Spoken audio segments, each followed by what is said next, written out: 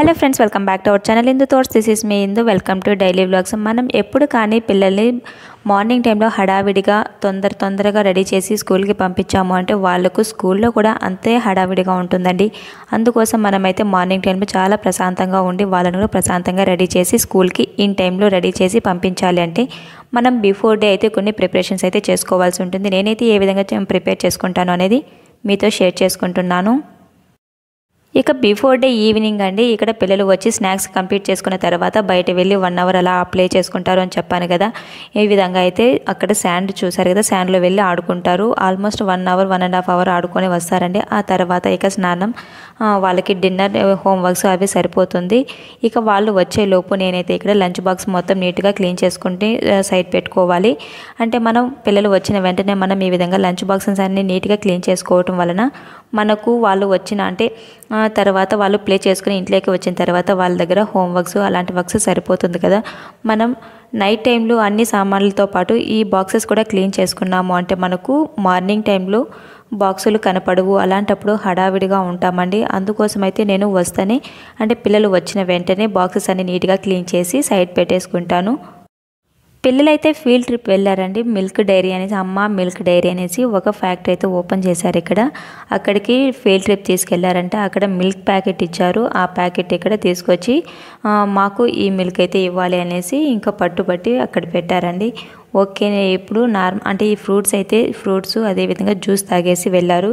ఇక నైట్కి అయితే మిల్క్ ఇస్తాను, అందుకోసం అవి సైడ్ తీసి పెట్టేసుకొని ఇక బాక్సెస్ అన్నీ నీట్గా క్లీన్ చేసేసుకుంటున్నానండి. అందులో ఉండే రైస్ మిగిలినవి అలాంటివి ఉంటాయి కదా, అలాంటి రైస్ అంతా తీసి డస్ట్బిన్లో వేసేసుకొని బాక్సెస్ అంతా నీట్గా క్లీన్ చేసి సైడ్ పెట్టుకుంటాను. ఇవి అంటే మనం పిల్లలు వచ్చిన వెంటనే క్లీన్ చేసుకున్నాము అంటే ఇవి డ్రై అయిపోతాయి కదా. మనం నైట్ టైంలో సామాన్లు క్లీన్ చేసుకునే లోపు ఇవి డ్రై అవుతాయి కాబట్టి ఆ టైంలో మనం ఈ బాక్సులన్నీ తీసి సైడ్ పెట్టుకొని రిమైనింగ్ మనం సామాన్లన్నీ వాష్ చేసుకోవచ్చండి. ఇక మనం ఎప్పుడు కానీ ఏ సామాన్లు క్లీన్ చేసినా కానీ సింక్ కూడా ఒక సామాన్లు లాగానే ప్రతిసారి క్లీన్ చేసుకున్నాము అంటే మనకు సింక్ చూడటానికి నీట్గా ఉంటుంది, అదేవిధంగా షైనింగ్గా ఉంటుంది. ఇక మిల్క్ అయితే తీసి ఫ్రిడ్జ్లో పెట్టేశాను. ఇక నెక్స్ట్ అయితే వాళ్ళకి యూనిఫామ్ అలాంటివి ఏమన్నా ఉంటాయి కదా, అలాంటివంతా ఐరన్ చేసి రెడీగా పెట్టుకోవాలండి. మనం మార్నింగ్ టైంలో యూనిఫామ్ వెతుక్కుంటూ ఉన్నామంటే వాళ్ళకి టైం సరిపోతుంది. అంటే మనం యూనిఫామ్ ఐరన్ చేసుకోవాలి, ఇలాంటి వాటికి టైం సరిపోతుంది కాబట్టి పిల్లల్ని హడావిడిగా అరుస్తూ ఉంటాం. అలా చేయటం వలన వాళ్ళు కూడా డే మొత్తం పరుగుతూనే ఉంటారండి. అలా కాకుండా ఉండాలంటే పిల్లల్ని ప్రశాంతంగా రెడీ చేయాలి. అందుకోసమైతే బిఫోర్ డే ఈ విధంగా యూనిఫామ్స్, వాళ్ళకి కావాల్సిన థింగ్స్ అన్నీ తీసి సైడ్ పెట్టుకుంటాను.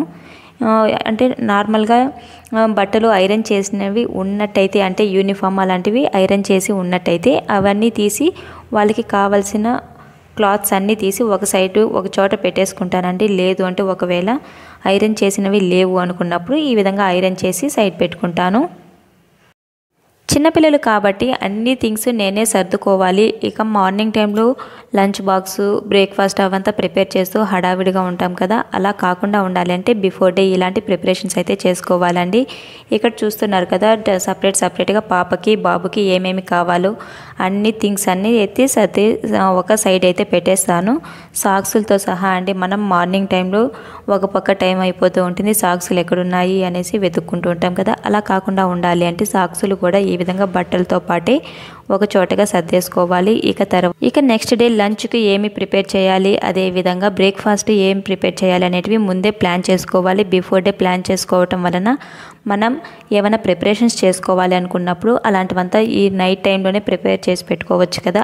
అందుకోసం అయితే నేను బిఫోర్ డేనే ప్లాన్ చేసుకోవటం ఈ మధ్య అలవాటు చేసుకున్నానండి. ఇంతకుముందు టైం సరిపోదు అలా అనుకునేదాన్ని, కానీ ముందే మనం ప్లాన్ చేసుకోవటం వలన ముందు రోజు మనం ప్రిపేర్ చేసి సైడ్ పెట్టుకోవటం వలన మనకు చాలా టైం అయితే సేవ్ అవుతుంది.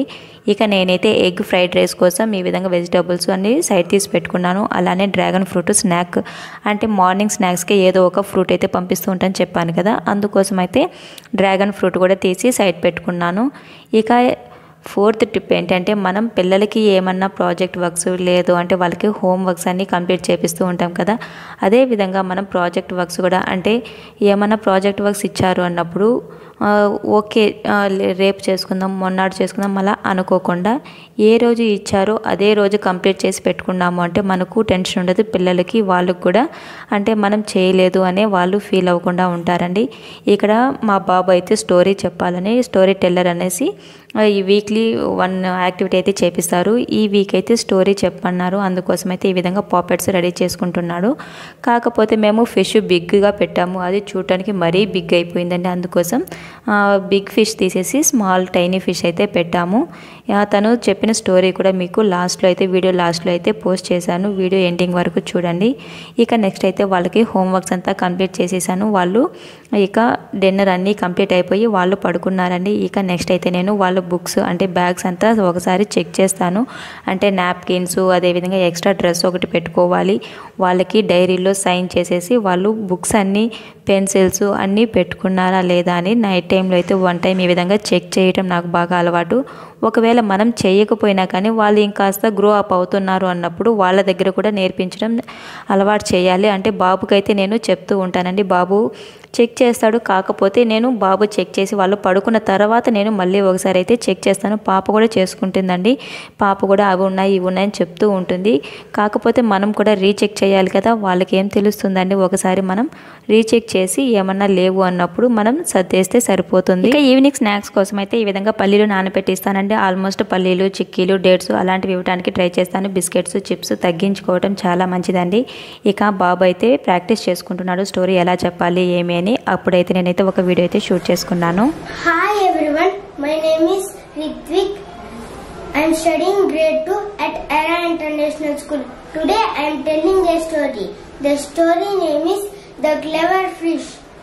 Once upon a time there was a big pond. In the big pond there were many fishes.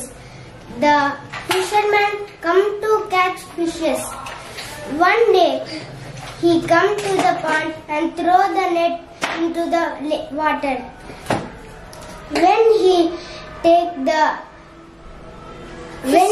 the net, he had only one tiny fish.